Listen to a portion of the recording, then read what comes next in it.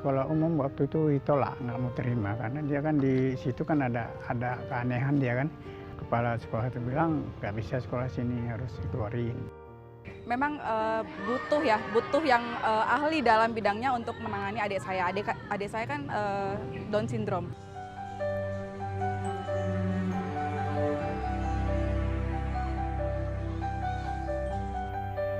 Sekilas anak-anak dan remaja ini tampak biasa saja. Namun, mereka adalah anak-anak yang memerlukan penanganan khusus. Ya, mereka sangatlah istimewa.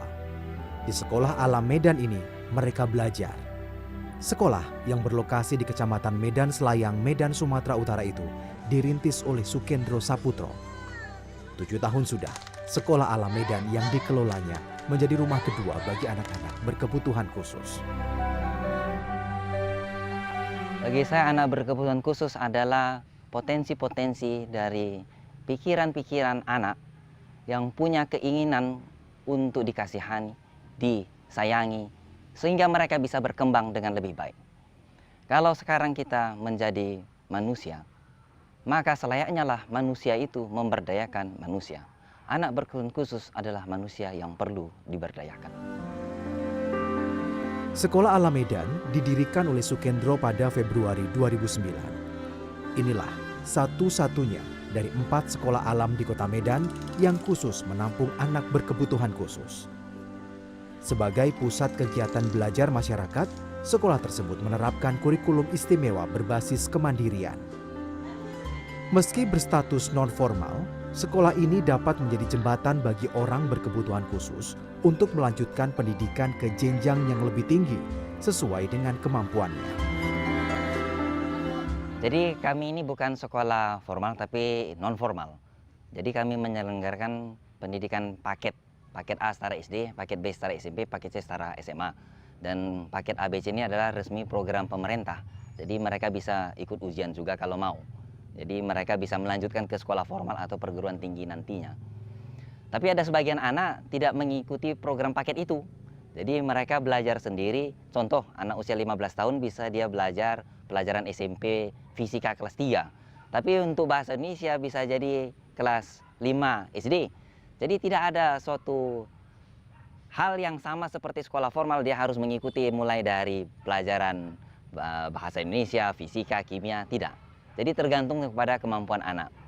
Jadi di sini kami sangat fleksibel. Bersama para guru, kegiatan berbasis kemandirian dirancang oleh Sukendro guna membekali siswa dengan berbagai keahlian. Salah satunya berkebun. Sebidang tanah di sekolah ini dimanfaatkan siswa untuk bercocok tanam.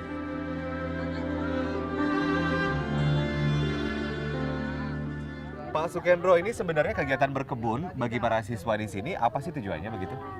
Tujuannya pertama untuk mendekatkan diri dengan alam. Karena kita kan sehari-hari hidup dari alam, mulai dari mereka menyemai, membibit, kemudian menghasilkan. Jadi tidak bisa lepas dari alam. Alam ini adalah sumber daya yang terbesar. Yang kedua adalah mereka bisa punya keahlian, keterampilan supaya bisa menanam kemudian menghidupi dirinya sendiri. Yang ketiga menjual. Nah, jadi ketiga sasaran ini yang kita lakukan. Jadi di dalam seminggu minimal sekali ada kegiatan seperti ini.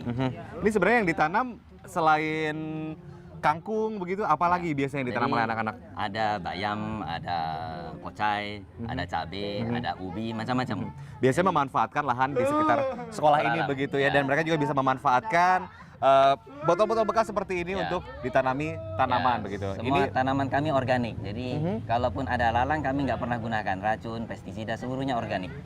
Dan kami juga ada hidroponik juga. Kalau boleh tahu sampai saat ini Pak, dari kegiatan berkebun sayur begitu, sudah terlihat hasilnya begitu? Pertama, untuk diri mereka sendiri, mereka bisa mengambil manfaat, maka bisa masak sendiri. Jadi bukan mengambil beli, tapi masak sendiri, dari kebun sendiri. Nah itu hasil yang langsung nampak sekarang ini.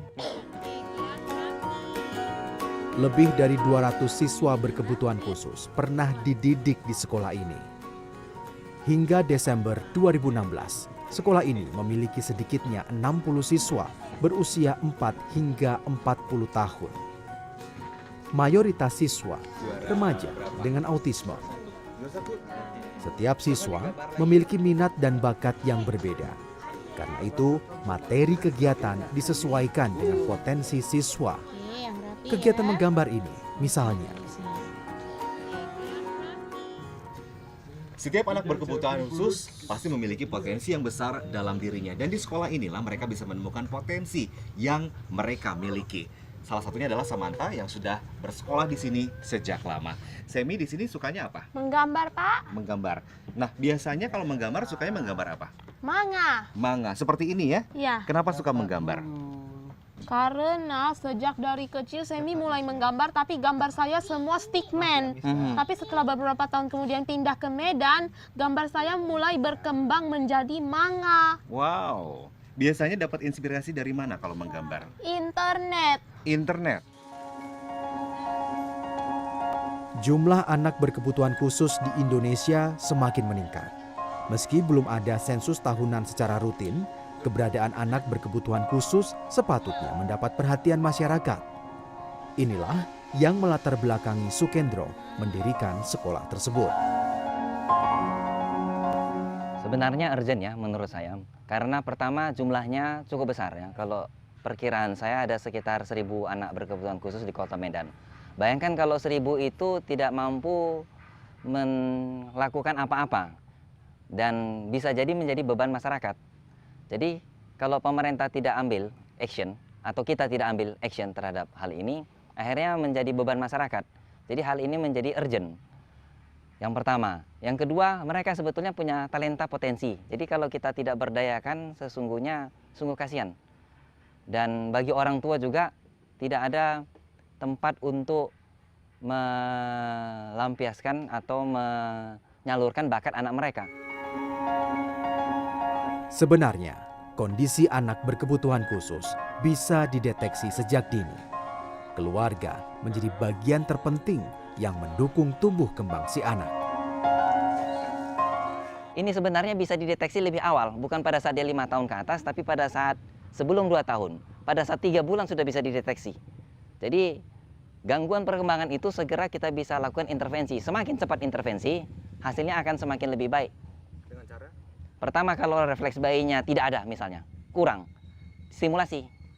Jadi kalau contohnya palming refleks, tidak ada. Nah, kita stimulasi, babinsinya tidak ada, jalan di atas rumput, jalan di beras, jalan di pasir, dan seterusnya. Nah, dengan demikian stimulasi itu akan menyebabkan saraf-saraf perifer, saraf sentral nervous system akan bekerja, akhirnya dia akan kembali seperti yang lain. Target kami bukan mereka supaya terus-terusan di sekolah ini, bukan. Jadi mereka bisa kembali kepada keluarganya sesuai dengan bakat minat mereka masing-masing dan bisa menghasilkan, jadi tidak menjadi beban bagi keluarganya.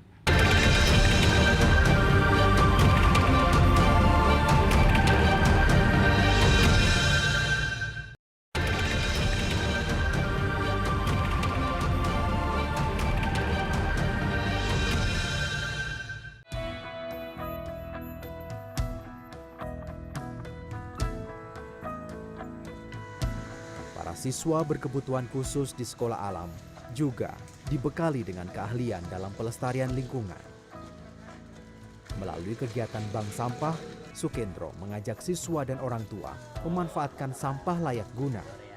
Tak ada aturan khusus berapa banyak sampah rumah tangga yang harus dibawa ke bank sampah di sekolah ini. Pasti susu, karton susu. Papa. Mau dibayar atau gimana?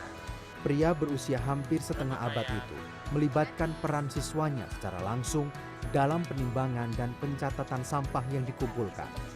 Sampah ini kemudian dipilah sesuai dengan jenisnya. Ya kayak gitu ya. Pemanfaatan sampah yang dikumpulkan dapat menambah isi pundi-pundi rupiah siswa ataupun sekolah. Sukendro pun mengajak siswanya memproduksi kertas daur ulang.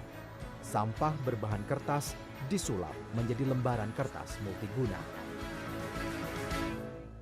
Nah, ini adalah kertas daur ulang yang sudah jadi dan ini hasil buatan murid-murid di sini, begitu ya Pak? Pak, ini nanti akan dijual? Betul. Seperti apa mekanisme penjualannya? Jadi kita akan rapikan dulu, kita potong, kemudian ada yang dijual lembaran seperti ini, satu ini isinya 5 lembar. Kemudian ada juga kalau misalkan mau dijadikan buku, bisa dijadikan buku, baik itu untuk coretan seperti ini ataupun bisa di print. Ini pasti nilai jualnya juga bertambah ya? Betul. Kalau kertas polos seperti ini daur ulang berapa Pak dijualnya biasanya? Kalau 5 lembar seperti ini 5.000 ya. Rp5.000. 5.000 rupiah. Ketika menjadi barang kerajinan harganya bisa Bisa kisarannya? lebih tinggi. Nah, seperti ini kalau sudah dengan logo bisa 20.000.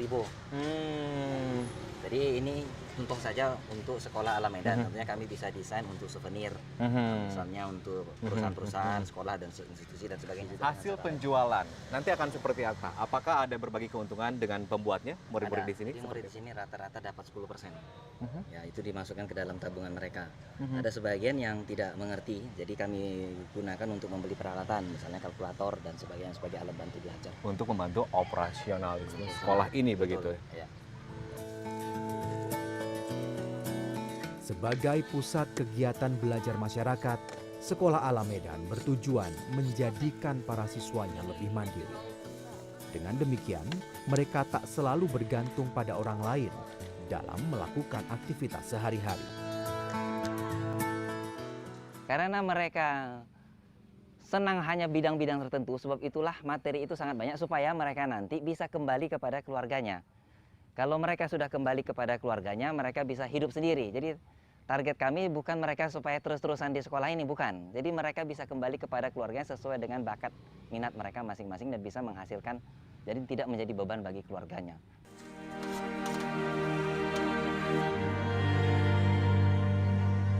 Muhammad Mustafa Kamal contohnya.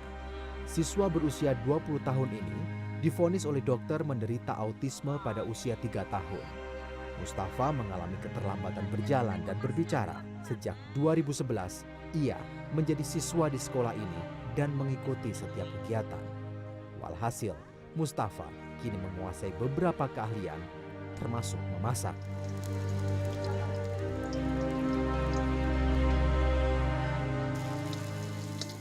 Karena di sekolah umum waktu itu ditolak, nggak mau terima karena dia kan di situ kan ada keanehan dia kan. Kalau diganggu kan dia suka menjadi, jadi kawan-kawannya juga ini usir, suka ganggu dia. Jadi kepala sekolah itu bilang nggak bisa sekolah sini, harus dikeluarin. Jadi udah dikeluarin, saya cari-cari ya sini yang ada di Pak Andres. Setelah sekolah di sini beberapa waktu, apa hasilnya, apa yang dilihat perubahan dari Mustafa? Ada perubahan. Seperti apa? Ya sepertinya dia udah apalah segala bidang dia udah bisa sekarang. Untuk komunikasi, untuk belajar kayak Photoshop, segala macam kayak apa ini, shape masa-masa, udah dia bisa mandiri lah di rumah.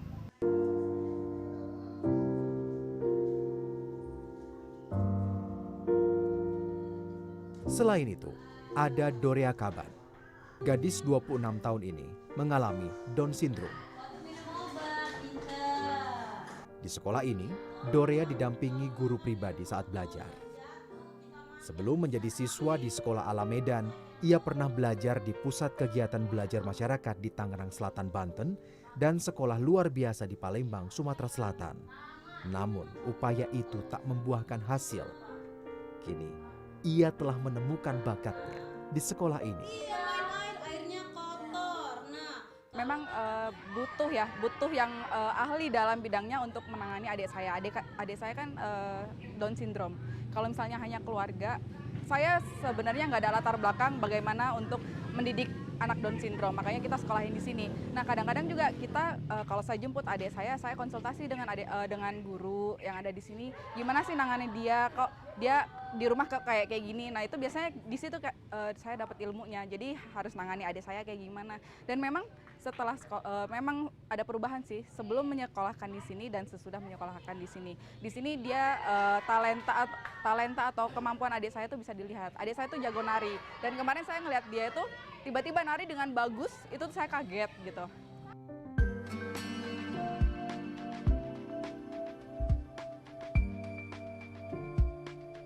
Sukendro mengakui belum bisa menggratiskan ongkos pendidikan bagi siswanya karena biaya operasional yang cukup besar. Namun, sistem subsidi silang diterapkan di sekolah ini sehingga orang tua dapat membayar iuran sekolah secara sukarela. Upaya Sukendro menjaga eksistensi sekolah itu patut diacungi jempol. Sejak didirikan, sekolah ini tak pernah menerima bantuan dari pihak manapun.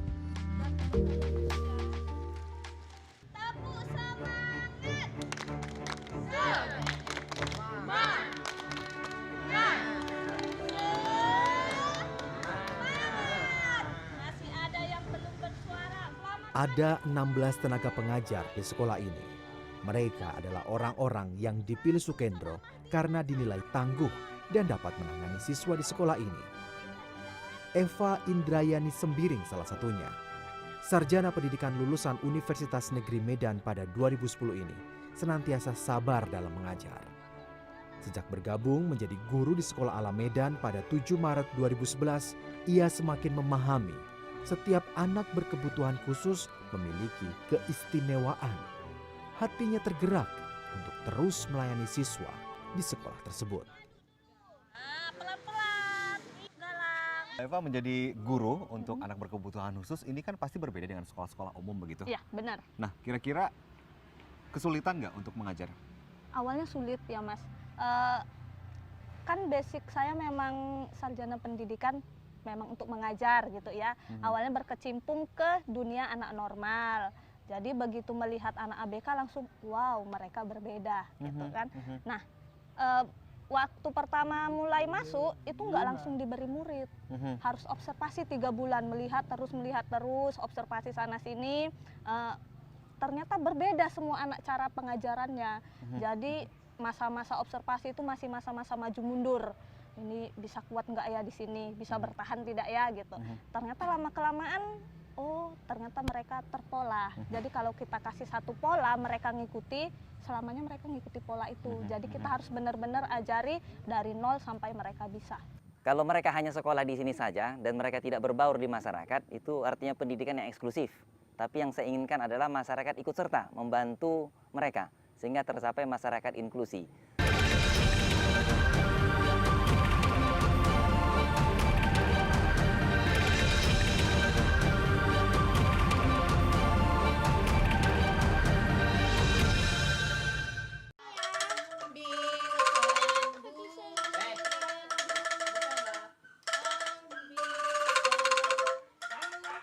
Dedikasi Sukendro dalam mewujudkan kemandirian siswanya membuahkan hasil.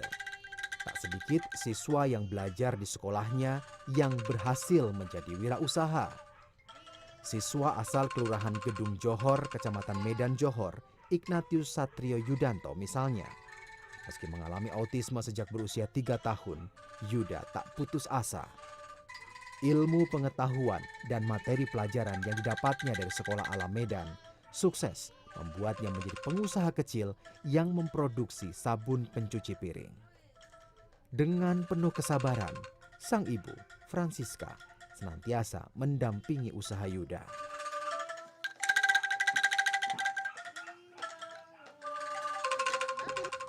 Berbicara tentang memiliki anak berkebutuhan khusus begitu. Pada awalnya ibu sempat mengalami masa-masa di mana sempat ragu bagaimana anak ini bisa berkembang begitu, lalu bisa melihatnya seperti ini, seperti apa? Iya, memang kalau mempunyai anak kayak gini ya, berkebutuhan khusus gini kan, kita sebagai orang tua itu apalah nanti berikutnya untuk kehidupan dia berikutnya kalau kalau misalnya saya sudah nggak ada nanti bagaimana gitu, terpikir juga gitu deh. Jadi apa yang Yuda bisa ya, terus kayaknya kalau sabun pencuci piring ini kan dia tidak basi, jadi kalau misalnya pun nggak laku dalam pembuatan 1 kali itu nggak laku, dijual minggu berikutnya masih bisa gitu. Terus dia pun saya lihat kok kayaknya pun semangat gitu untuk membuat sabun ini, jadi terus ya ibunya cari-cari pelanggan lah siapa. Terus tetangga-tetangga yang sudah jadi pelanggan itu kalau habis dia malah pesannya sama Yuda. Jadi Yuda, tante sabun ya 1. Terus dia langsung pulang ngambil 1 jerigen dikasihkan. 2 tahun sudah Yuda berbisnis sabun pencuci piring. Karena usahanya masih berskala kecil, ia baru dapat mengantongi pendapatan rata-rata Rp240.000 per bulan. Jumlahnya memang tidak seberapa, Namun, semangat dan kemandirian Yudalah yang membuat orang tuanya bangga.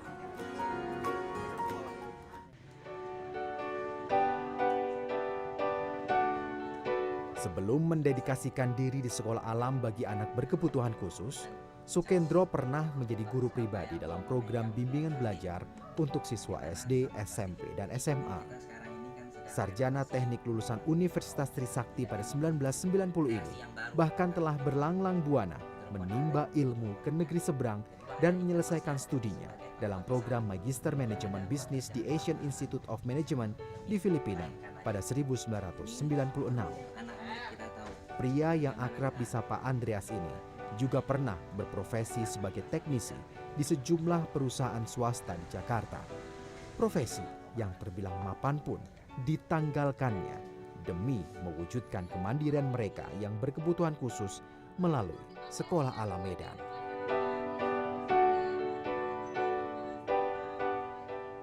Kalau Bapak ini sih sejauh ini yang saya lihat dia mau mengayomi guru-guru di sini gitu Pak. Jadi kalau kita ada kesulitan dia nggak pelit ilmu dan gampang buat diajak diskusi gitu. Terbuka sekali sih orangnya. Sosok Pak Sukendro buat saya itu adalah sebagai pemimpin yang baik, sebagai teman, juga sebagai guru yang baik buat kami. Di rumah yang terletak di Jalan Bunga Wijaya Kusuma, Medan Selayang inilah, Sukendro tinggal bersama istri dan anaknya, Elizabeth Lili Salim dan Angeline Abigail Saputro. Di mata keluarganya, pria kelahiran Medan 1 September 1967 itu dikenal sebagai sosok yang bersahaja dan penyabar. Bapak itu baik, habis itu sabar. Biasanya suka temanin main skateboard di Plaza Medan Fair. Habis itu suka temanin Abi kerjain PR matematika, bahasa Inggris dan lain-lain. Bapak itu sebenarnya sangat sederhana. Jadi dan juga mau mendedikasikan dirinya untuk pendidikan anak-anak berkebutuhan khusus. Tidak banyak permintaan. Pokoknya kalau jadi istrinya tenang aja lah. Kiprah Sukendro membangun Sekolah Alam Medan tak lepas dari dukungan sang istri. Sebelumnya, Sukendro dan Lili membuka kelas bimbingan belajar pada 2006. Ya, awalnya Sukendro dan Lili tak menampung siswa berkebutuhan khusus. Namun, seiring dengan berjalannya waktu, semakin banyak orang tua yang memiliki anak berkebutuhan khusus datang membawa anak mereka belajar. Sebagai ibu, lantas Lili merasa memiliki kewajiban menolong mereka dengan mendidik siswa berkebutuhan khusus. Sebenarnya saya nggak tahu jawabannya. Saya lebih percaya sudah diatur Tuhan. Setiap orang punya visi dan misi. Di saat saya buka bimbel untuk anak-anak, biasa saja ada yang telepon, "Miss, anak saya cacat, mau terima nggak?" Saya belum lihat anaknya itu seperti apa. Saya cuma bilang, "Oke, bawa aja lah ke sini, nggak apa-apa." Jadi satu demi satu, akhirnya tanpa kami sadari, akhirnya ya kami harus menangani anak-anak berkebutuhan khusus dan kami terima tugas itu. Peran Sukendro dalam mendidik siswanya sangatlah besar. Slogan "Ramah untuk Semua" begitu melekat di Sekolah Alam Medan. Atas jasanya menjadikan orang berkebutuhan khusus dapat belajar mandiri, ia meraih penghargaan dari sebuah perusahaan perbankan nasional sebagai katalisator kemandirian pada 30 Oktober 2014. Namun, prestasi gemilang tersebut tak lantas membuatnya berpuas hati. Sebenarnya keinginan saya adalah murid-murid kita itu menjadi mandiri dan di tengah masyarakat mereka menjadi inklusi. Jadi kalau mereka hanya sekolah di sini saja dan mereka tidak berbaur di masyarakat, itu artinya pendidikan yang eksklusif. Tapi yang saya inginkan adalah masyarakat ikut serta membantu mereka sehingga tercapai masyarakat inklusi. Sukendro Saputro adalah sosok tangguh yang berdiri di balik kemandirian anak-anak berkebutuhan khusus. Tangan penuh kasihnya selalu terbuka lebar untuk merangkul dan mendampingi mereka. Ia sangat berharap keberadaan anak berkebutuhan khusus tak lagi dipandang sebelah mata.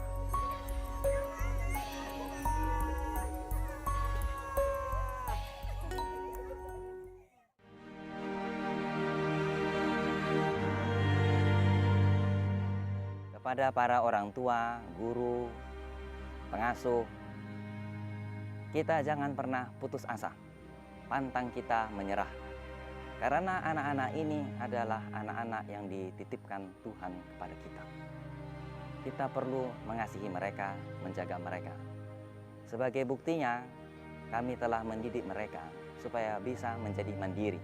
Mereka bisa punya kehidupan penghasilan sendiri. Jadi, bekerja samalah dengan seluruh pihak supaya masyarakat inklusi yang kami impikan, yang kita semua impikan dapat terjadi.